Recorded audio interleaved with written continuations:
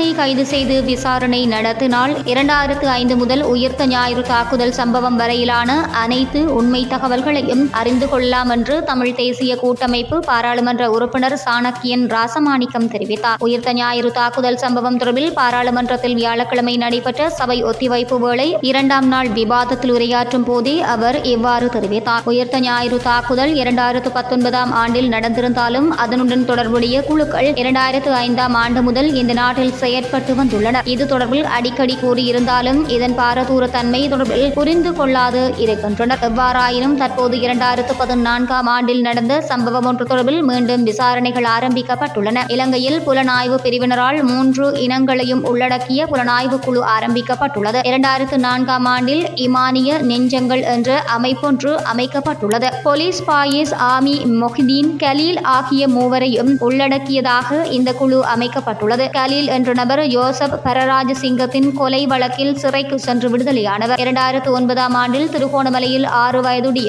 வர்ஷா என்ற சிறுமி பெற்றோர்களிடம் கப்பம் கோரி கடத்தி செல்லப்பட்டு கொலை செய்யப்பட்டுள்ளார். இது தொடர்பில் தமிழ் மக்கள் விடுதலை புலிகள் அமைப்பின் திருகோணமலைக்கு பொறுப்பான மேர்வின் என்பவர் கைது செய்யப்படுகின்றார். ஜனார்த்தனன், நிஷாந்தன், ரெஜினோல்ட் ஆகியோரும் கைது செய்யப்பட்டுள்ளனர். இவர்கள் பின்னர் கொலை செய்யப்பட்டுள்ளனர். போலீசாரின் பொறுப்பில் இருந்த போதே உயிரிழந்துள்ளனர். இதேவேளை 8 வயது சிறுமியொருவரும் கப்பம் கோரி 2009இல் கடத்தப்பட்டு கொல்லப்பட்டுள்ளார். அந்த சம்பவம் தொடர்பில் 4 பேர் கைது செய்யப்பட்டுள்ளதுடன் பின்னர் அவர்கள் 4வரும் அரச படையினரால் கொல்லப்பட்டுள்ளனர். புலனாய்வு பிரிவின் குழுவினர் தமது நோக்கத்திற்காக கப்பம் பெறும் செயற்பாடுகளில் ஈடுபட்டுள்ளதுடன் அதன் பின்னர் கைது செய்யப்படுபவர்களை கொல்லும் செயற்பாட்டிலும் ஈடுபட்டுள்ளனர். இவ்வாறு பலர் கடத்தப்பட்டு கொல்லப்பட்டுள்ளனர். இந்த சம்பவங்களும் உயிர்த்த ஞாயிறு தாக்குதலுக்கும் இடையே என்ன தொடர்பு என்று நினைக்கலாம். ஆனால் 2008ஆம் ஆண்டில் கிழக்கு மாகாண சபை தேர்தலுக்கு முன்னர் திட்டமிட்டு கிழக்கில் திறமற்ற நிலைக்கு கொண்டு செல்ல பல்வேறு முயற்சிகள் முன்னெடுக்கப்பட்டன. அவ்வாறாக பரிசோதிக்கப்பட்ட விடயங்களே பின்னர் நாடு முழுவதும் நடத்தப்பட்டுள்ளது. உயிர்த்த ஞாயிறு தாக்குதலின் பின்னர் பல்வேறு தகவல்கள் வெளியாகின்றன. பிள்ளையான் உள்ளே இருந்தால் அவர் பலவற்றை கூறலாம் என்பதால்